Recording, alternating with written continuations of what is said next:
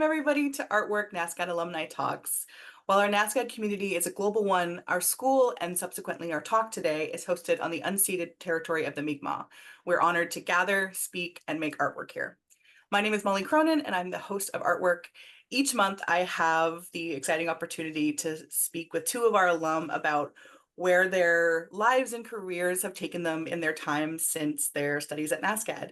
And this month, we're speaking with Jennifer Angus, BFA 1984, and Lou Sheppard, BFA 2006, about the importance of place and site-specific or site-responsive artwork. So Lou, Jennifer, thanks so much for joining us today. Thank you. And I thought we'd open it up with maybe giving you the opportunity to introduce yourselves. And Jennifer, I know you've got a little slideshow of images prepared, so perhaps we could start with you and you can tell us a bit about your practice and where you're based and what you're working on these days, or what's sort of yeah. Yeah, A little yeah. note out for Well, the I'm group. coming to you today from Madison, Wisconsin, where I am teaching at the University of Wisconsin-Madison. And I was remarking as we were getting ready that I'm going to explain where Wisconsin was because until I moved here, I thought Wisconsin, Wyoming, somewhere out west. So Madison is about 2.5 hours from Chicago, about an hour and 20 minutes from Milwaukee. It is it is landlocked, and it is the capital of the state. It's a sort of little oasis of liberalism in an otherwise fairly conservative rural state. And I'm sure with the election coming up, you've heard that it's a swing state. So I moved here for the job at the university, and I'm now in my 23rd year. So I moved from Canada. And with the exception of my son, who has pretty much grown up here, all of my family is still in Toronto. And this slideshow that you're seeing behind here, these are most of these are projects done this year, with the exception of the very first one, which was at the Smithsonian's Renwick Gallery in 2015-16, where more than 500,000 people saw this show, which blew my mind. But yeah, I create these immersive site-specific installations. I work with insects, you can see, as my main medium. And I'm sure we'll end up talking about that quite a bit. This one is from 2022 and is my favorite exhibition to date. I really felt like, nailed it, that it was so otherworldly. And I guess I should add that I teach textile design here at the university. My department is called Design Studies. Gorgeous. Thank you, Jennifer. It's really exciting to get to open it up with some beautiful images. Lou, can we turn it to you? And can you tell us a little bit about your practice and where you're based these days? Yeah, hi everybody. So nice to be here. I in 2020 moved down to the South Shore of Nova Scotia to a community called Dublin Shore.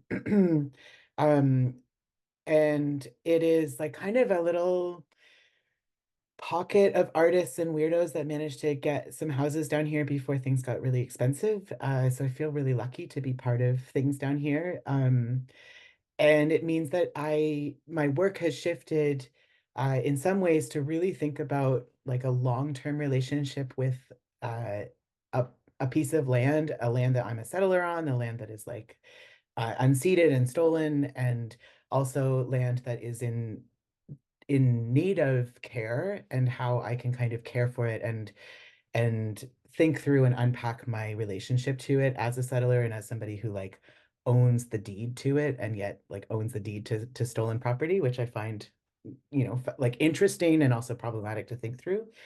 Um, I work a lot with sound. It's kind of sound kind of drives my practice. But I end up working a lot in performance and in kind of installation type processes, with sound being for me the kind of beginning place. So I just finished a project this summer out at the Banff Center, a responsive project to to that place, and thinking about the way that sound operates in the mountains and the sort of like changing sound in that place as like sort of like different histories and different sort of like cycles are taking place.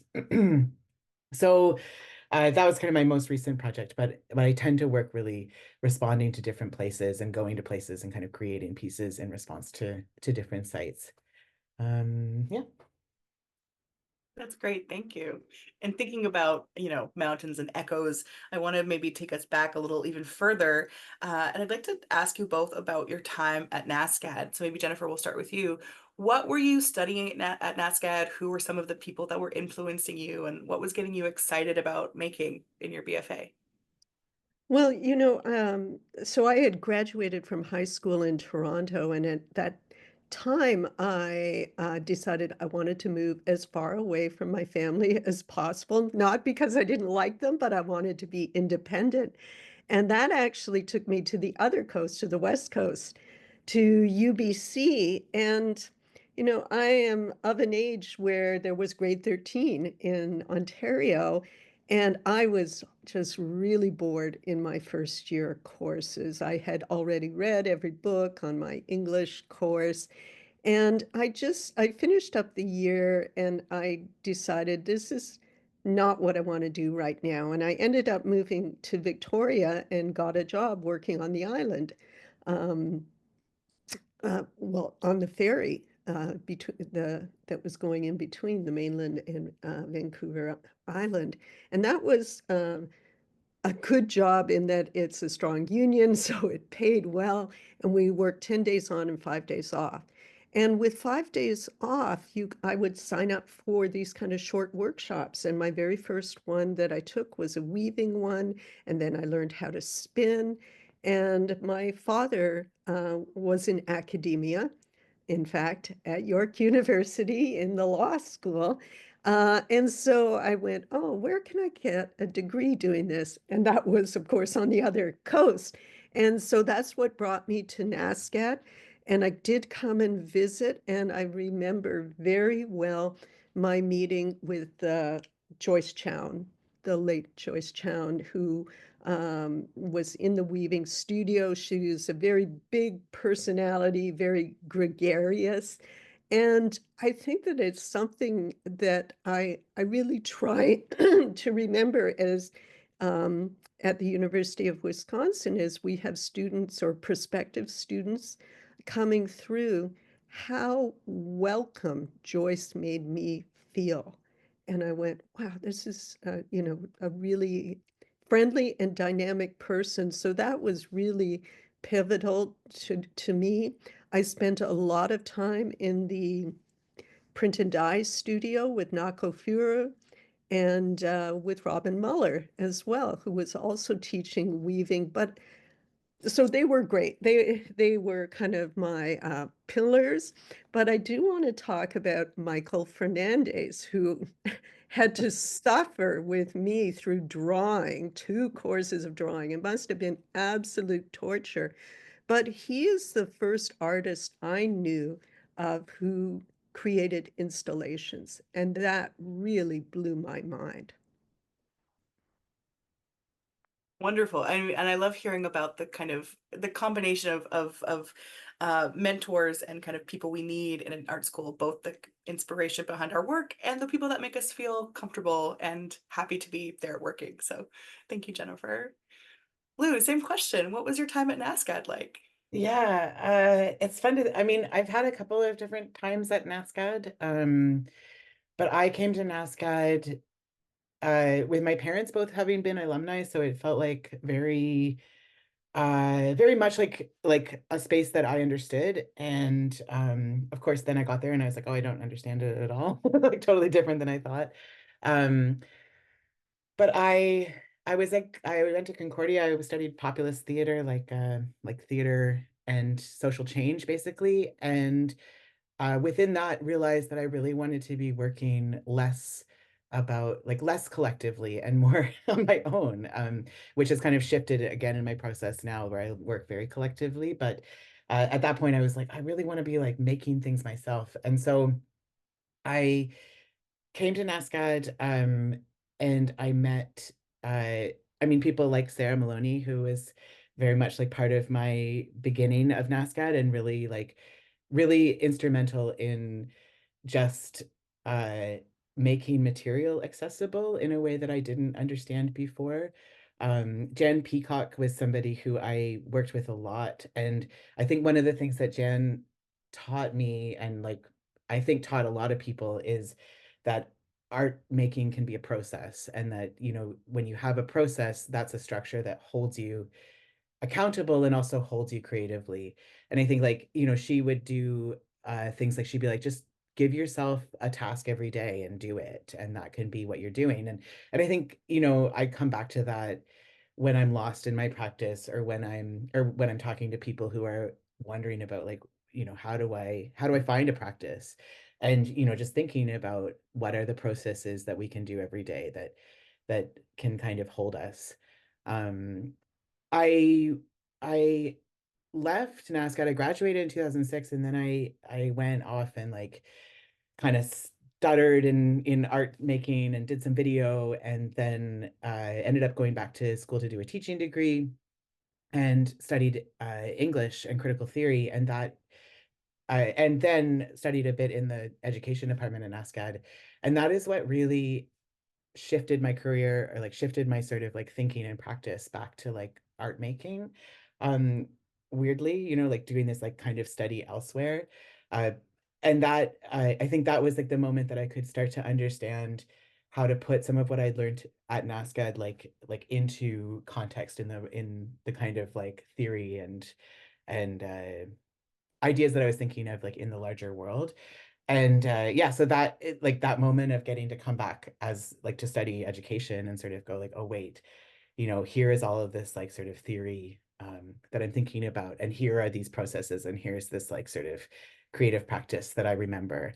And that is what kind of shifted my practice into what it is today. So yeah, that's and I mean, now that I live in Nova Scotia, NASCAD is a constant. It's kind of it's a place that it is there. I think we all relate to it in various ways as artists living in this place. So yeah, it's definitely part of my world. This place, that phrase is a nice segue into my next question. And we're here today to talk about site specificity. And I think when we were chatting prior to our actual talk today, Lou, you mentioned site responsive as a term, which I think is nice. And I'll incorporate that into my questions now too. And about the importance of place. And you both have practices where this is like a significant part of how your work is created and how it is experienced. So I wanted to turn the question to you both, and I'll start with you, Jennifer, and ask, what are some of the ways space and the histories or players or shape physically of those spaces inform your work? And can you maybe tell us about an example?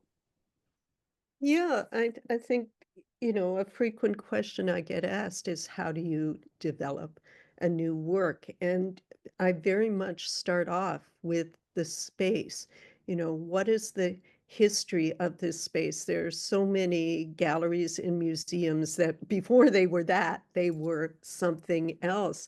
And so probably a really good example was a project I did in 2019 at the Florence Griswold Museum.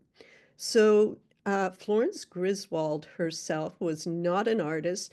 She ran a boarding house that catered to artists. And this area in Old Lyme, Connecticut, and yes, Lyme disease is connected to this area, but what is considered the very first artist colony was in Old Lyme. And the painters of the American Impressionist movement flocked to this area because it was so beautiful. And Florence Griswold had this boarding house, and she really let the artists do what artists do. She allowed them to paint on the backs of doors and on the mantelpiece of the fireplace. And so nowadays, the museum consists of the original boarding house, and then they have a 10,000 square foot modern gallery space. And so for a project called Fragile Earth, there were 4 artists involved. but my installation was in the original boarding house. And there's a lot of cool things you can do when insects are your medium and you're putting them in what looks like a house. Because of course there's you know, a domestic space, what's that thing we don't want in the house is typically insects. But that just didn't seem like enough. When I do a project, people can be pretty much assured that insects will be involved. And I had to really think, why insects in this space? And so I was really fortunate that one of the artists, Canadian too, Arthur Hemming, wrote a memoir of his time at what became known as the Lime Colony. And so I do have a history of narratives in my exhibitions. And in fact, I wrote a novel that was published in 2013. And so I decided to create a lost chapter, if you will, from Arthur Hemming's memoir. And the artists were known for throwing wild parties and masquerades. And so I decided that in my lost chapter, there would be the emergence of the 17-year periodical cicadas. And this emergence, which is, if you've never experienced it, really pretty overwhelming, and that this inspired an insect-themed party and then really gave me a reason to do the rooms on the ground floor to install insects. And that was in a variety of ways. I created a cabinet of curiosities. So it had drawers that there were 104 drawers. And the backstory is that this cabinet was found in someone's barn, and people were invited to essentially create dioramas in there. And there were bell jars, and there was my so-called insect jelly, which is a very domestic kind of, well, it does look very domestic in that the jelly is in canning jars, insects preserved, and that was to be found in the kitchen. And then I did end up making costumes as well. So these were all placed very period room style, but with a brand new narrative. And that would have never have happened had it not been in this space. And I've had a few opportunities to create, what do we call it now? Alternate facts. Creating these narratives, fictitious narratives for spaces to really create a backstory. In fact, one of the things I did in 2017, I had a show in Annapolis Royal that was sponsored by Art Space for the sesquicentennial. And I created a story for that, there were two girls, the Oliver sisters, who were amateur entomologists, and they collected insects. They had an uncle who lived overseas who was sending them specimens, but they were collecting local species. And then one day they disappeared. And so the idea of the exhibition was in 5 different locations, and you had a sort of passport, if you will, that took you to the locations and kind of advanced the narrative. And I read a review of the show, and someone suggested that I had been kind of callous or flippant about the disappearance of the Oliver sisters. Well, the Oliver sisters never existed. So I actually took that critique as a compliment that, clearly people became invested in them. So that was pretty fun. I love that even the language around the building is sort of insect, like lime colony, and that's very insect forward. I love it. Lou, what about you? Can you tell us a bit about any particular work of yours where you have a specific kind of relationship to the space, or where the work is born out of a relationship to that space? Yeah, for sure. I'll just share an image. I think that'll make things a bit easier to talk through. Hopefully you're seeing a large screen with someone standing in a mine. Perfect. Well, I think you sort of echoing what Jennifer said about these spaces and the like, even a gallery space, which we're trained to think of as a neutral space, has a history and also, has its own kind of like conventions and rules and sort of contexts that when we come in as artists we're working with. And at a certain point, I started thinking about the narratives that I was placing in these gallery spaces and um how to sort of work on decentering myself in those narratives and starting to kind of work with the context and the histories and the place that I was in. There's a book called Hungry Listening by Dylan Robinson that if you're interested in sound, it's a really amazing book. It's a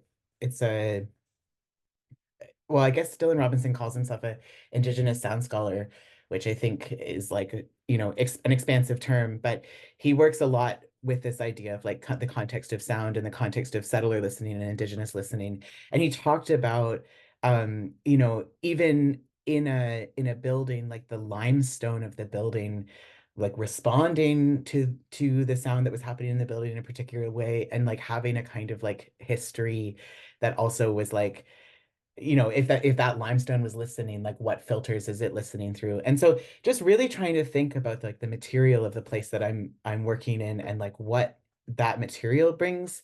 Um, this project that you're seeing, this is a process shot for a project called the Great Fur Opera. I was invited to work in Winnipeg through Plugin ICA to do this sort of project that responded to something in the city. They basically were like, come, we're gonna like bring you out for a site visit. You'll do a little like kind of tour around, think about it, and then you can create a piece that responds to place here, which is my favorite kind of thing to get to ask to do. Like, and I think, so often like if you're lucky enough to get to do a site visit to the place where your work is going to go, you can go and it'll like no matter what, it will change the work because like you have to kind of think about, well, how is the work going to fit in context? But in this case, I kind of came to Winnipeg with a kind of like, with some processes that I'd used in the past. I was like, I know that, I work with sound. I know that I can kind of like think about echo. I want to think about like kind of these spaces as performance spaces.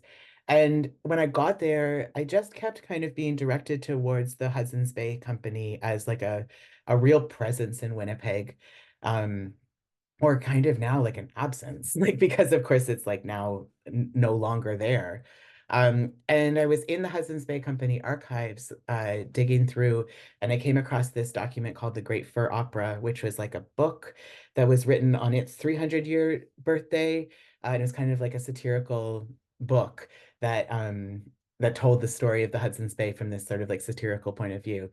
Uh, and I was like, I love structures that invite performance. And so the idea of like opera is just, like candy to me. And so I thought, how do I start to re-engage with that idea of the Hudson's Bay Company and the labor and the history that is here and that like the ways that that has shaped the city and the land.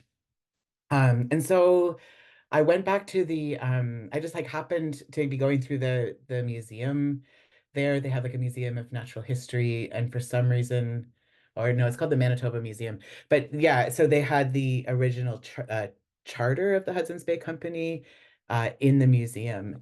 And the charter, of course, is like a corporate charter. It lays out the ideas of like what the company can do as granted to its rights by like the British Crown, I suppose. And it's also a foundational document for the development of Canada as a nation. Like it kind of is one of our primary founding documents that are like, these like kind of texts that are written onto the land here. And so I wanted to think about the way that that text continued to kind of shape and uh, and make itself present in the land in Winnipeg. And so this project, I went out to an abandoned silica mine, like a sand mine, some maybe like 20 kilometers outside of the city. And I went with a French horn player who's I've worked with a few times. He's also my cousin, which is always nice because I have a very easy rapport with him. And we worked on playing a series of sounds and recording the echoes of those sounds as a way of kind of hearing what had been removed from that place, or like kind of like reconstructing in space. And so that then the work was installed in this abandoned warehouse. And the idea was that you could almost like imagine the sound as a reconstruction of that material that had been taken from that place. And so, that work, there's no, I mean, I could show this work elsewhere, of course, but I would need to make it again in a different way. And I think that's often what happens with my work, is that I kind of have a series of processes that I can enact in certain places, but that the research and the kind of context and the presentation of the work is all having to respond so specifically to the place, which can be really, I'll be honest, like it can be really, like sometimes it gets down to the wire, like you're like installing and you're like, okay, this work is being made like in the installation of it. And so that can be like maybe stressful at times, but I really think for me that's the way the work comes together, is just this kind of like engagement with the place itself. I love that. I was thinking a lot about, there's a scholar, a Black geographer named Catherine McKittrick, and she talks a lot about absented presences, and that seems like it's very, very in your work. But this idea about like ephemerality, or the kind of changing lives of art as it moved from place to place, I think is really um, interesting and relevant to both of your practices, and you've touched on it a bit. And I want to ask both of you what your relationship is to um, the kind of like ephemeral nature of some site specific practices, and what your relationship to documentation or reperformance or reinstallation is, and if maybe that varies from work to work. So Jennifer, I know you repurpose a lot of your taxidermied objects. Is there anything you want to say about the kind of new lives of work as it moves from place to place? Yeah, sure. I thought that that was a nice lead in, that word ephemeral. I think that Lou's done a much better job than myself about talking about the motivation uh, behind his projects. And for me, my greatest motivating factor is to get out the word about how important insects are to our very survival on this planet. And, people, I think that people often don't believe that, but I would say that insects are ground zero. Other than clean water and clean air, we have about 6 weeks on this planet without insects. We need them obviously for pollination, and we've all heard about colony collapse. We need them for the um, what's the word? I'm losing my words today. We need them to break down organic matter. So they are the kind of the trash collectors. And perhaps their most important role is as a vital link in the food chain. So when we see fewer birds or lizards, amphibians, is it because there are fewer insects? And there's so many reasons why that is. I mean, climate change is one, loss of habitat is another. With insects, of course, pesticides. So we are living in this Anthropocene era. And there was a study done in Germany in 2017. The study, it was a 30-year study that was published. And in that time, 70% of winged insects disappeared. So that is an apocalypse. So um, I think that perhaps insect lives are very ephemeral compared to our own, but we are definitely at a tipping point, as I think we're all realizing with all the climate disasters that have been happening recently. So in some respects, installation, a site-specific installation itself is almost a metaphor for um, the things that I want to talk about. And I should say, I talked about creating an immersive space. It's definitely something to be experienced. And one of the things I love about it is you can take pictures, you can take videos, but you really have to experience it because everything gets flattened out in those mediums. And I like it too because it's kind of impossible to own. It's not like a painting. And so I think to me, some of my strongest impressions of when I said to myself, I want to take a mental picture. I want to remember this all my life. And from time to time, I draw up those mental snapshots.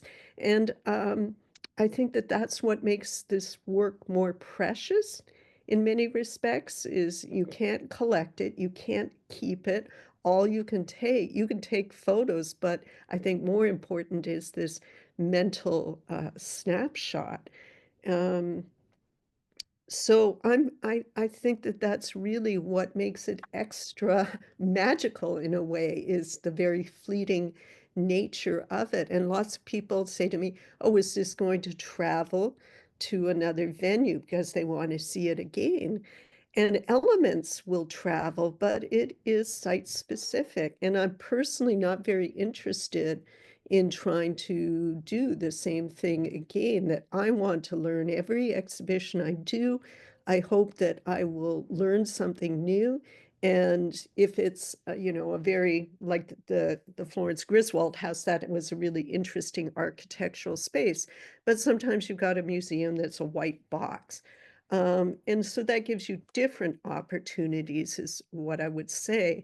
And perhaps like I remember it was a revelation to me. I always had the insects in a symmetrical pattern. Well, what happens when you break the pattern? And one of my observations is that a lot of people don't like insects, but when you put them in pattern, it's kind of asserting control.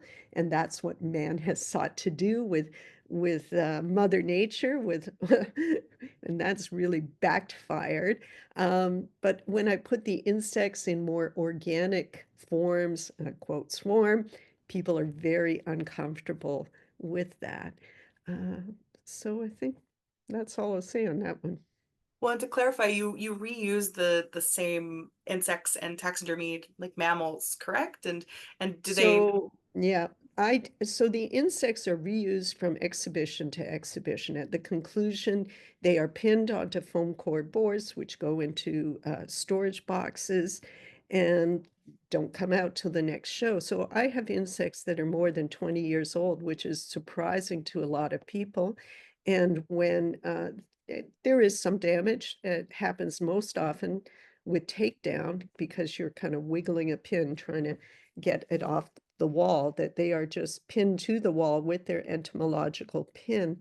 And so if something's broken, I repair it and I put the not so great specimens high up, low down, keep the best ones at eye level.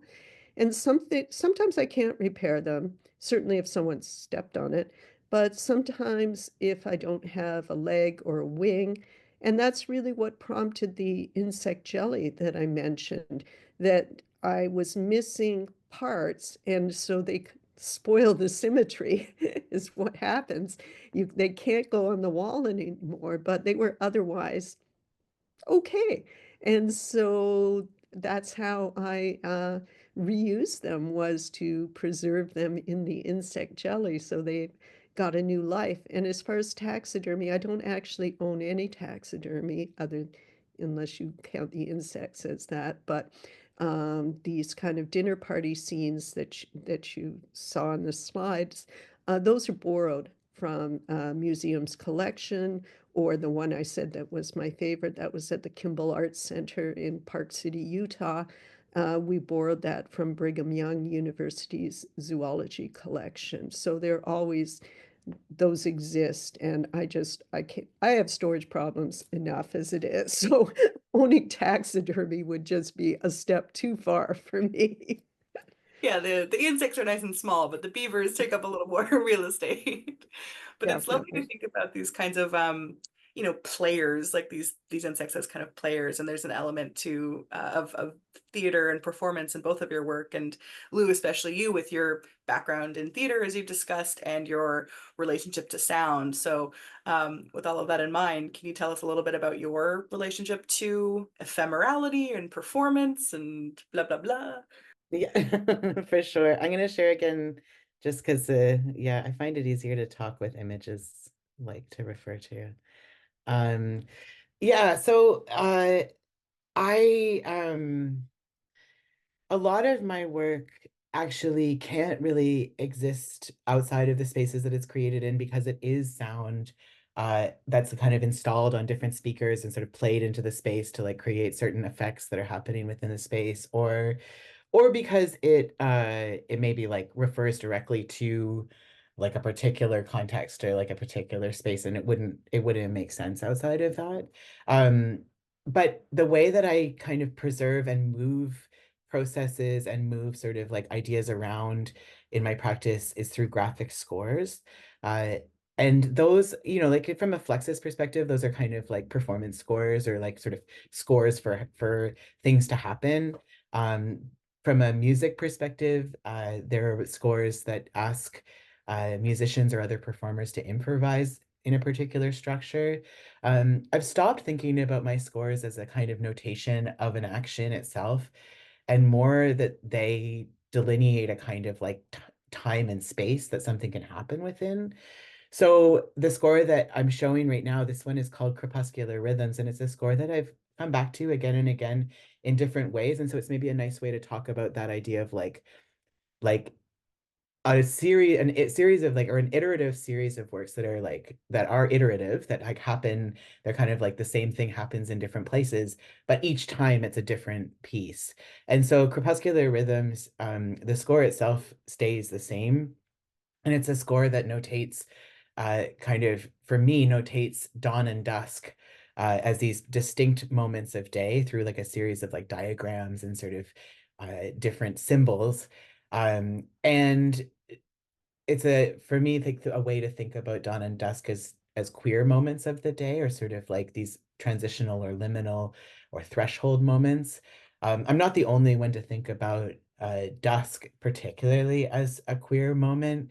Um, August Klintberg is also someone who's really, thinking about their work or his work, and it's definitely very much about dusk as queer time. Um, but I think this score came about for me because I was living in Brooklyn doing a residency there, and I was dealing with a lot of anxiety, and I found that for myself, like leaving the house at dusk or dawn was like a more comfortable moment. And so I started to think about this like idea that, dawn and dusk provide a kind of like cover for non-normative bodies in space, and they kind of like become a way of like obscuring oneself. But there's also this kind of like ability to expose oneself like for what you are at those moments.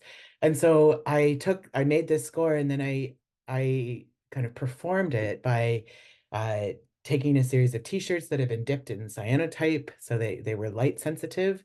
And I wore them on this series of walks at dawn and dusk to create these kind of like uh images of exposure at those times, and then use them as a way of like thinking about queer exposure. And so I started doing that piece in many different places and like traveling with it. And I would take the t-shirts and give them to people at dusk, and we would go and like walk together. And as we walked, we talk about ideas of like queerness, queer time, queer futurity, also sort of like our understandings of queerness, and kind of like claiming this as a space of like of queer safety and of queer solidarity. And so that I've maybe actually engaged with this score like, I don't know, like 10 or 15 times in many very different ways. Most recently, actually, it's a part of C Magazine. I think it's the current issue. And if you were lucky, you got a cyanotype piece that invites you to expose your part of your body at dawn and dusk, or dawn or dusk, and then upload it to Instagram. And so the idea is, to continue to try to think about this idea of like queer exposure and queer safety. Um, Another score or another piece that I worked on to think about like how to save the ephemerality of a show. I was working a lot with archives a couple of years ago. I was working with Robin Metcalfe's archive. For those that aren't familiar, Robin has like an archive of queer ephemera from the Atlantic region and further on. And I created a show responding to the archive within St. Mary's Gallery, and it was like a series of installations. So they could be reproduced in some different ways, but like it was very responsive to the gallery itself. But then I created an archival fond that can be like reinserted into queer archives. And so that itself becomes a kind of like, I guess like in a way a score, because when people engage with the publication of the pieces and like of the show, they're actually engaging in that active like archival research, because they're actually like, opening it up as though it is its own archive.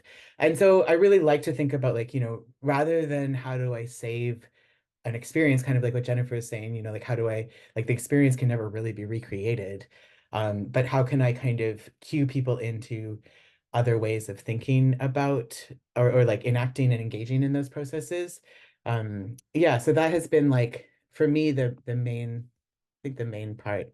Those are the t-shirts. So yeah, now we're into different t-shirts, but I'll escape out of there. But yeah, so that's like the idea is, these scores that become ways of holding those projects, and can also become objects of obviously of their own. But yeah. Beautiful. Thank you, Lou. It was really fun to watch that the first score because the colors seemed to be affected by the computer screen. So it felt like it was kind of like moving sunset. And I was like really captivated by it. So I love works that, yeah, I love like works that respond in time. It's like, yeah, right. so yeah. Yeah. All of these new lives that these works have. It's beautiful. I want to give us a little time for questions, but I just want to end it with I'd love to hear a bit about like some of the practical stuff about your practical practices. For any students who are joining or artists who are kind of maybe interested in developing site-specific projects in the future, I was just wondering if you had any advice, both about kind of like the process, sort of chicken egg in terms of object or art and place. Like, do you have an idea and then find a place for it, or does the work change very dramatically as you kind of have a relationship with the place? And the various players and collaborators that might be involved in the process of realizing these works. So, Jennifer, can you tell us a bit about what goes into actually developing these kinds of projects? Well, I feel pretty fortunate to be at a point in my career where I'm receiving invitations to exhibit. And so usually I 100% agree with Lou that a site visit is just if an institution can afford to bring you in prior, it just makes a world of difference that you will have so much more grist for the mill, have a much better sense of scale and all of those things. Um, I, the relationship with the curator it can be a very interesting one. Some are very hands-off. I'm working on a project right now for the Museum of Wisconsin Art, and I was really kind of shocked when he presented me kind of ideas for me to do. And I was like, oh, and that was based on looking at my work. So it was quite interesting. Um, and I feel like I'm going to incorporate a little bit of it, but I also felt like, back off, buddy. Um, so I think, that I guess since I teach students myself, and I have first year students right now, I think, how do you get into this? Because site-specific installation, obviously the kind of installations I do have stuff, lots of stuff. Counterpoint is in some respects Lou's are also site-specific installations, but are more, I don't want to say minimalistic, but by comparison, are. So I think as a student, you really have to uh, I think you could do something, frankly, in your own bedroom and just document it really well. And then have an open house. And I think that that would be fantastic. It's very difficult if it's not a gallery space or museum or a usual sort of exhibition space. Getting permissions can be very difficult because there's all sorts of fire hazards and public safety rules, but nothing can stop you from doing something in your own home. And I think that that's sort of a great kind of guerrilla activity. And certainly when I was a student, people lived in shared houses. And, everyone in your house, do an installation in their room? And that would become a super cool event. And those would become things, possibly something you'll be known for. And then someone will invite you to do something. To me, one of the greatest the most proud moments of my career has been to show at the Mattress Factory Museum in Pittsburgh.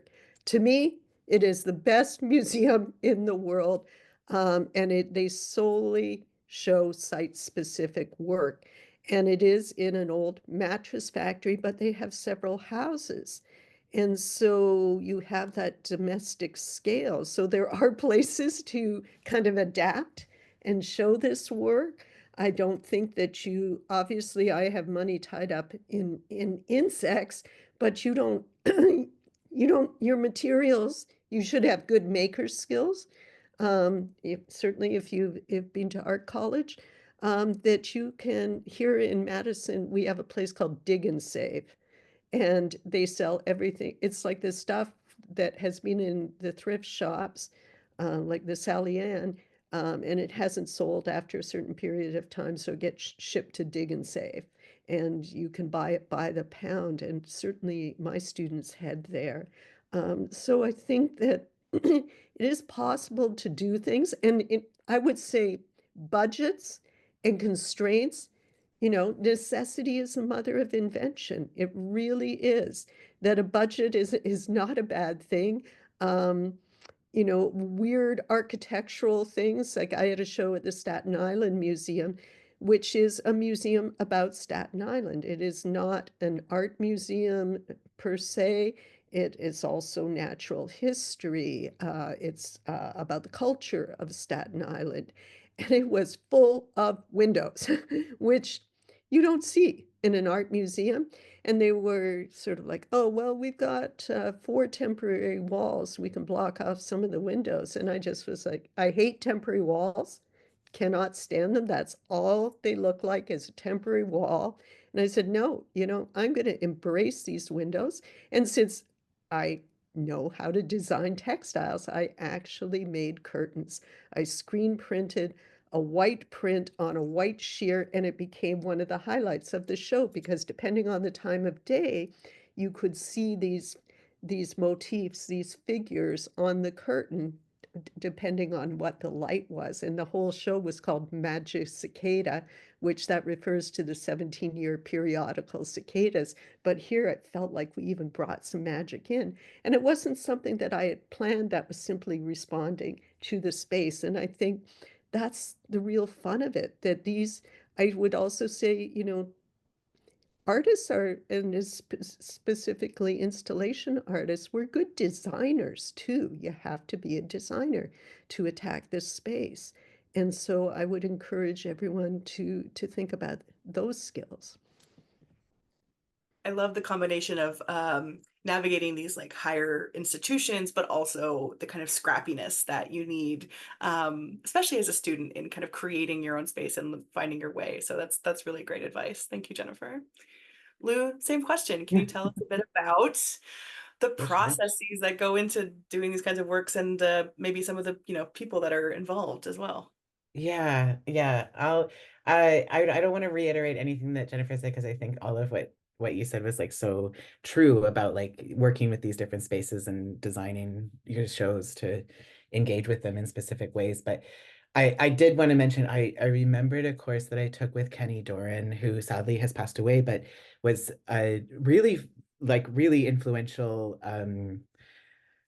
I think maybe was just in his grad program when he taught me a sound specific course. And he had us all do an installation in our houses. And then we all like toured around each other's houses as like one of our NASCAD courses. And it was like it was the best. Like, I mean, it was really exciting to get to see how people were thinking within their own spaces and their domestic spaces. And I do think that's a really fun exercise, is just to be like, to start just from where you're at and be like, well, what is an intervention that I can make in my daily space? And because that really is what we're doing, you know, when we do an installation in space, like we're intervening in the narrative of the space in some way. And so it can be very simple, and it can not be very costly. And of course, then it can also be extremely costly. And like, we are in Canada super lucky to have the Canada Council and other arts councils that will fund us to do some things. And I've been able to do some really kind of grand things in places. And so when you have access to those budgets, thank you, Canada Council. Uh, I think like to kind of think more responsively in terms of the sort of like social and political context of sites, understanding your own position in relation to the site that you're working in is for me really important. Um, you know, I think a lot about sort of settler relationships to land and indigenous histories of land. And so part of what I try to do when I engage with each site is to kind of understand, even just in a sort of like broad way, what the indigenous history of that space is and what some of the indigenous presence and kind of like and like sort of current contexts are. Um, and like knowing the treaties that you're kind of, I mean, this is perhaps specific in North America, but like understanding the treaties that you're working within. I think all of that, you know, whether it comes into the work itself, it does inform the sort of broader responsibility of working in space. I did a project recently I won't show the images because I don't want to take up a lot of time with it, but I did a project in Estonia, and it was like working way outside of anything that I'd known before. And so going to a space, not knowing any of the kind of like history at all. And so I spent 2 years researching for that project and going back and forth and really digging in and talking to people like all over, talking to historians and like teenagers that were living there in present day and people that remembered sort of the past. I think, you know, one of the things that is really interesting about this kind of work is that you never know where that seed or that like moment that is going to make the work is going to come from.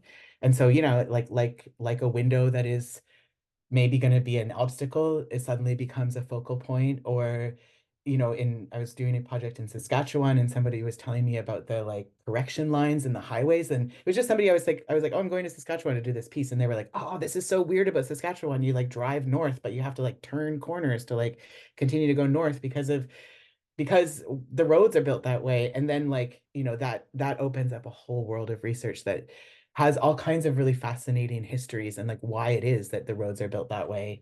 And so yeah, I think being really open to what might happen when you are kind of in those spaces is really exciting and important. So yeah, that would be my main recommendation. I love it. I love how much kind of is generative about that research practice and the kind of curiosity you need. So thank you both. That was wonderful.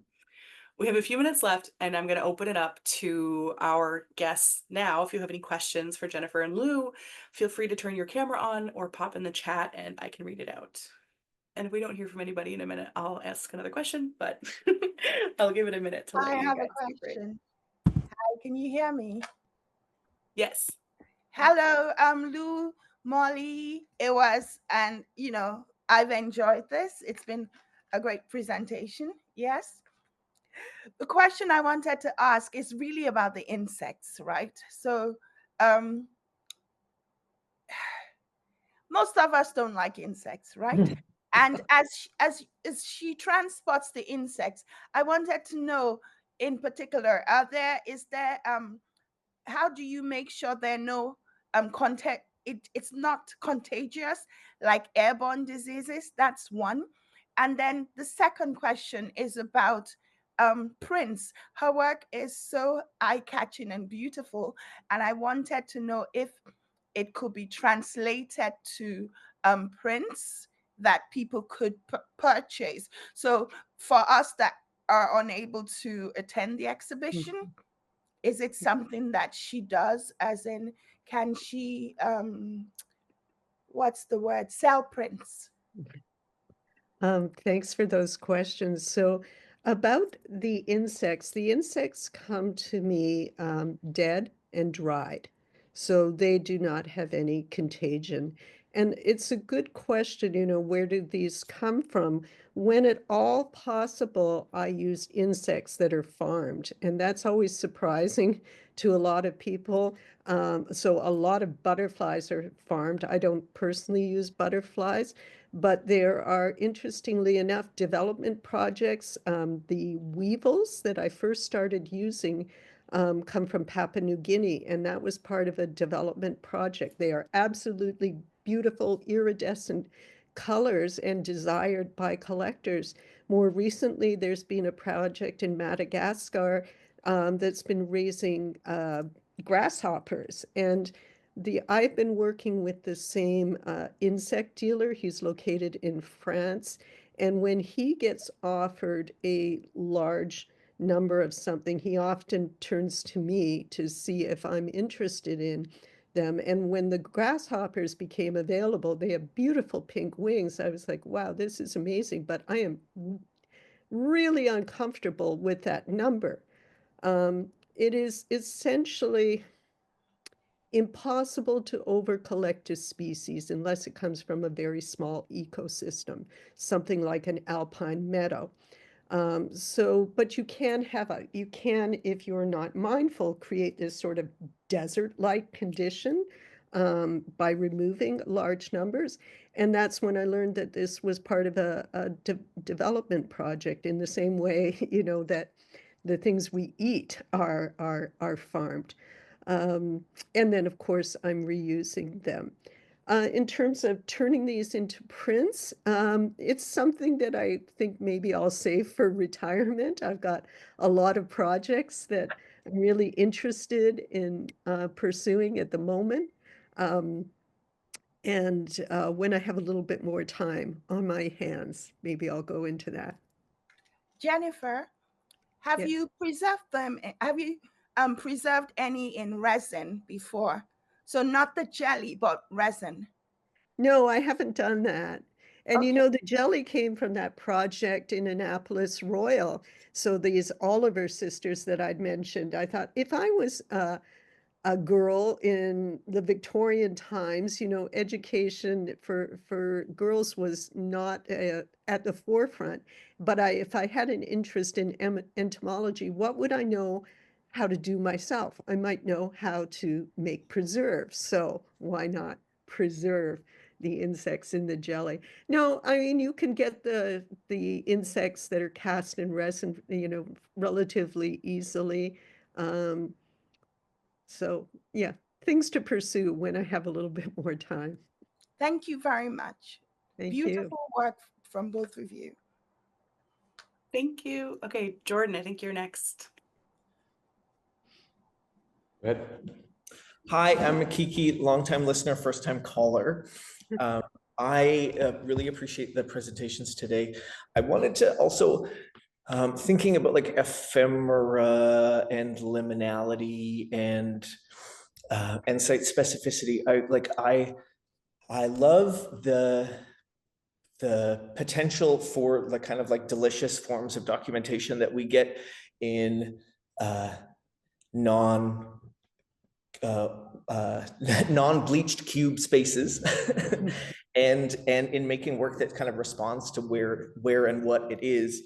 And I'm wondering if anybody would also, just thinking about like the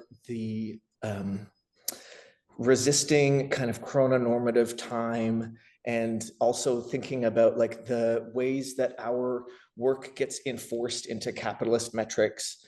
I'm wondering about other ways of documentation, and if people have thought about like, do they use writers? Have you thought about dancers? Do you like hand something off to someone who works in a different medium to be your documenter in a way that's not necessarily about capturing an image, but maybe about translating an experience? And I'm wondering if anybody has some thoughts of that. Also kind of thinking about like, God damn, do we have to submit another fucking Canada Council proposal with like brilliant, crisp, images ready for a commercial gallery space? Or can we make art that resists documentation and make it meaningful?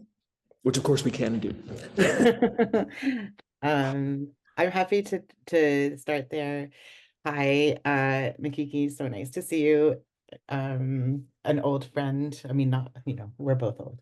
I think that question is so fascinating, and I know that like this idea of what is documentation, like what, and especially right now, like sort of thinking about pandemic times and the sort of continuing train wreck that is what we're all living through now. And this kind of attachment that we have to a particular look of work, and then the realities of like making work now and the responsibilities of making work now.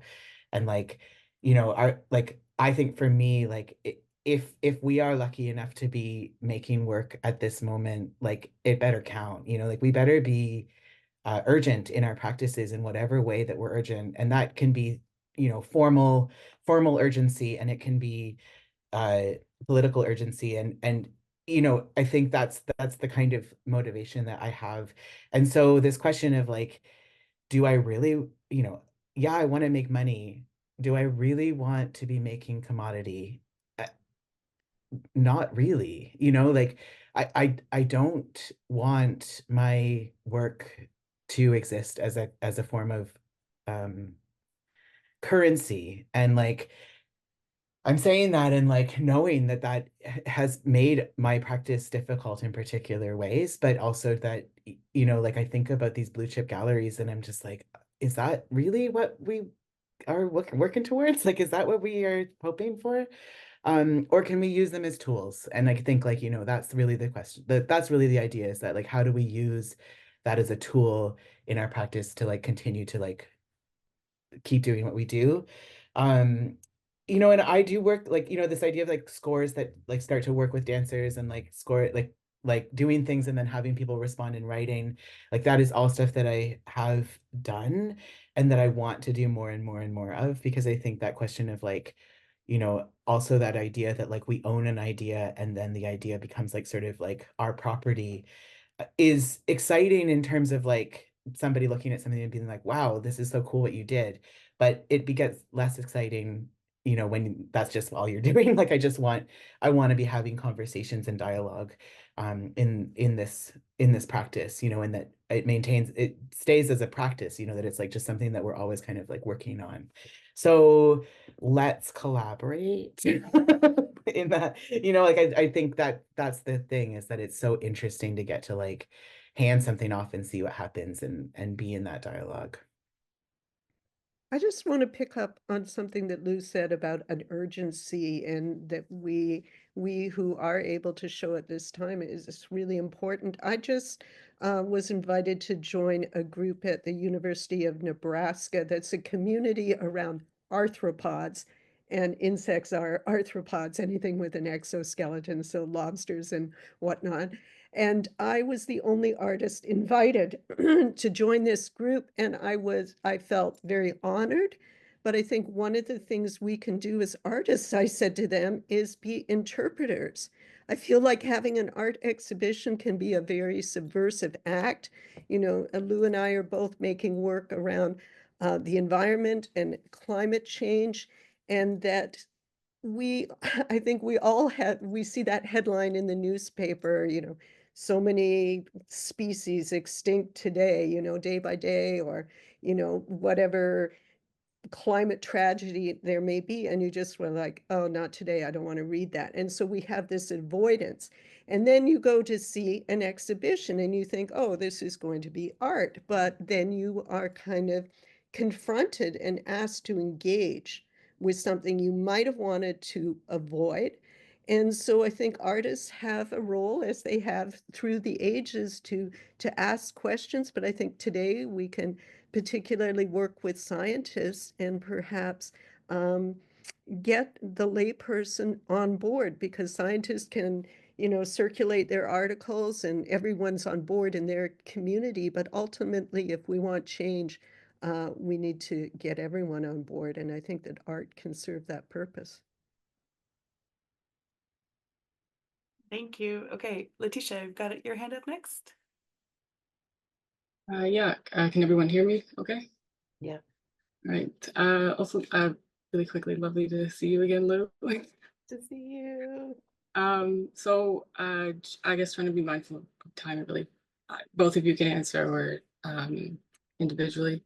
So being a visual artist who focused mainly on portraiture, and my community or my culture, I am very interested in installation work. I just don't necessarily know. It seems overwhelming. I'm used to just like being on one flat surface and living there. How, I guess, would you guys, how do you guys approach this space? Like, how do you know, what to put where? Like how, how the space can begin to develop into what, yeah, it becomes. I don't know if I asked that properly, but yeah. So I have the privilege right now to work with graduate students, including painters. And I feel like this is something that's coming up more and more, that it's not satisfying enough to hang your painting on the wall. And so students, as any MFA student, has to have a thesis show. And so we often talk about venue. What do you want people to feel? Should you have a small space or a big space? Do you necessarily need to use the gallery lights? Do you want a more intimate feel? Are you going to use, a table lamp, a floor lamp? And this is something that I feel really changed my direction when I lit a show with a chandelier and the natural light. And I was like, wow, for the first time, I really feel like I've got control of the light, and it didn't scream gallery, that it changed the space. And I think that if you're painting portraits, what is it? Could you, in fact, depending on how long you have the gallery, might you put up a wallpaper? Might you paint the wall? Might you bring in other objects that would contextualize your portraits? You could take control over the lighting. Lou, what do you think? Yeah, nice to see you, Letitia. Letitia and I were at BAM Center this summer. It was awesome. I feel so there is a show right now that I just saw in Barrie, Ontario. Probably not going to go to Barrie, but you can look it up. Derek Liddington, who took over the entire top floor of a room and did this kind of wall painting that incorporated his paintings. And it was really interesting to see how he was kind of working with the light in the space, and then the paintings themselves kind of came to light in that space. But that's a lot of work, and like not necessarily, like a lot of your work happens in studio. I think part of what I have thought about a lot is like kind of similar to what Jennifer was saying, but like, how do we host people in the experiences that we want them to have with our work? And so it can be like even very small cues of like, even just like thinking through like how does someone move through this space, and like as they move, like where are they stopping, where are they sitting, like where are they kind of invited to look not at the paintings but at something else, or like what do you imagine happening? And I think, in some ways thinking about like the experience and like yourself as a host in whatever way is really helpful in terms of thinking through like a more like immersive experience. And I think that's like maybe even more than like installation, like the fact that like whoever is sitting with any kind of work is there for a duration of time, and so it's going to be experiencing the work in time. And so like, what is the time that they're experiencing it in? And like how do you kind of invite them into that time? And so, yeah, I think that doesn't necessarily mean that you have to be like, welcome to my art show, at all. Like, you know, it can also be kind of, you know, do you want people to experience like discomfort and like, you know, that kind of all of these questions. But I think that is a way that you can kind of like take an experience just from like, say, like this is one object to like this is an object in a space. Yeah. So You know, Lou, when you said welcome to my art show, it made me think about how we have an expectation of there's a title wall, there's didactic text. Does there need to be that? And might that information be conveyed in a different way, whether it's through an artist's book or a sound element or music playing, that it becomes more of an experience? Of course, you want to provide information to those people that are interested. So is it, you know, if you want more information, then you scan a QR code or something like that. Hate didactic text. And I even hate my name on the wall.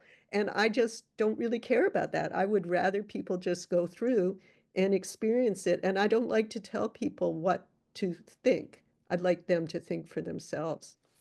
yeah, I think that, you know, even some of the things that I've used are like people get handed a script, you know, like, and so then they suddenly understand their self, or like a libretto, you know, as they enter a space rather than say just entering a gallery space, and suddenly that places the audience in relationship to the work as audience and like very consciously as audience. And I think that's a way of kind of, you know, then playing with those conventions and saying, you know, like, who are you as an audience member? You're bringing that to this space too, you know, like all of these kind of, yeah, all of that I think is places to play. I love didactics. I am like such a nerd, but I do now um ask that they not be like within the work itself, but usually be on something that's like handheld, because I love the idea that people understand their own role within the work as audience, like through this kind of performance of reading. And so, yeah, all of that I think is spaces to kind of play with and to push at. Um, Yeah, I love that. I love the idea of like the artist as host in the space, especially. I think we often think about how the gallery or the curator or the team involved in that is like them as the mediator of that. But I think there's something really exciting about envisioning that in the artist's hands a bit more. So thanks, everybody. I think we might have time for like one quick question and then we'll wrap it up. I don't really have a question, but I just wanted to say a couple of things just as an older artist. One is inventory. Like when you make objects, you end up with a lot of stuff by the, you know, late in your career. And I'm to the point where I want to move somewhere smaller. I want to downsize. So I was surprised, well, not surprised to hear Jenny say how much inventory she has, because actually I remember her as an undergraduate student having lots of stuff to store. But the other thing is, if you're doing sort of temporary work, is how do you end up in archives and important collections? I mean, not that anyone really wants, not that you guys want stuff to be around, but just how are you going to be represented in a historic way? Is it through film? Is it through whatever? If you do, I mean, I've noticed you've done things with a lot of video components and things that have become obsolete. And then how do you record that in a solid kind of way? It's hard. I think I mentioned that my novel was published in 2013. And it's one of the things that I felt good about, that yes, these exhibitions are ephemeral, but in many ways, my novel captures so much of what I wanted to say in my exhibitions. But then I've also thought, who cares? I'm just, you know, I was one person. Is it important that, you know, I'm remembered for posterity? Probably not. I appreciate that question, and I mean I appreciate the who cares, and I'm also like, that's how we also like selling work to institutions is kind of bread and butter in some ways. But I think that we can be really specific about what it is that we are able to that what can be collected, and like perhaps what is collected is a contract or like a kind of set of rules, you know. And like, I mean, I remember like coming up in the litho studios in NASCAD, and isn't that where the like set of, or is it like the Vito Acconci bite marks? Is that where those are, or everyone has them tattooed or whatever? You know, like these different ways that like these, like truly like the works that I think about all the time are the ones that are not that I can go back and see, but the ones that I can't see. And those are the ones that kind of haunt me. What is it? Who is the artist who put something under his hat and then like wore his hat? And like now I'm just like, what is under the hat? You know, I think that is part of this question of like, how do we package the experience, not to use like such a capitalist word, but like, how do we kind of like pull that experience together in a cohesive parcel that then can be collected, you know? Because I think that really is part of the like hard work of being an artist, is like we get to make things and then we have to think about, well, what happens afterwards. And I think that, yeah, like we in all sorts of ways we have to think about that. But you know, This and doesn't relate to the documentation, but thinking about what you're saying, Lou, about, galleries and bread and butter is, I mean, I can tell you, since I live in the US, Canada is awesome to have CARFAC and set artist fees. There are institutions here where you have to fight to be paid, and the usual, it's good exposure. And that's like my personal soapbox here, that artists deserve to be paid. And even actually our visiting artist program, that there are people in my school, I'm not in a school of art, who think that, oh, it's an honor. I'm like, no, they took time from their day, from their studio practice.